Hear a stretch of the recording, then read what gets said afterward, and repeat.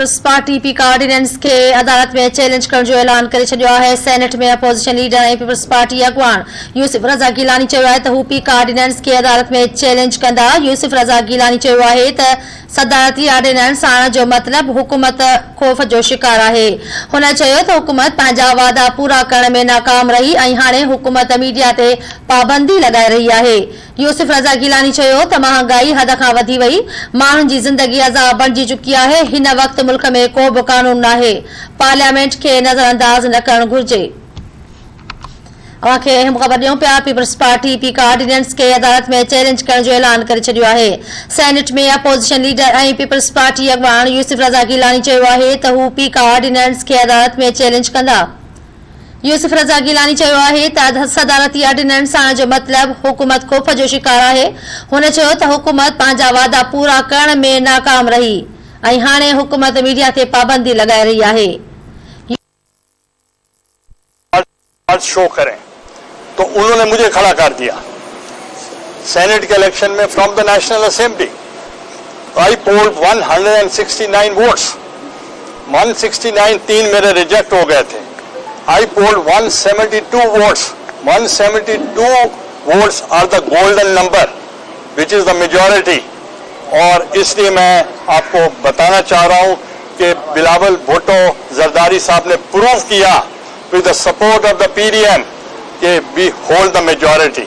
तो इसलिए हालात अब उससे बहुत आगे जा चुके हैं।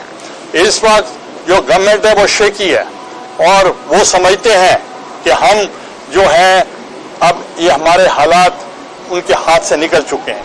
इसलिए ये आए दिन अमेंडमेंट्स कर रहे हैं, मजालिम कर रहे हैं, जर्नलिस्ट को अरेस्ट कर रहे हैं और उन पर जुल्म कर रहे हैं और हम उनके खिलाफ हैं और इस चीज़ के लिए हम प्रोटेस्ट कर रहे हैं। और इंशाल्लाह मुझे कभी यकीन है कि आप सब आवाम हमारा देखें। पहली बात तो ये है कि अगर हमने कोई अनडेमोक्रेटिक बात नहीं की, हमने डेमोक्रेटिक बात की है, वोट ऑफ नो कॉन्फिडेंस। इसमें कोई ऐसा नहीं अजूबा कि नो कॉन्फिडेंस पहले कभी दुनिया में नहीं हुए। तो नो कॉन्फिडेंस करने का मकसद ये था कि जो लीडरशिप है तमाम जमातों की, वो सर जोड़ के बैठ के कंसेंसस करके आइंदा का अमल तैयार करके फिर ऐलान करेंगे। एस्टेब्लिशमेंट को न्यूट्रल ही होना चाहिए।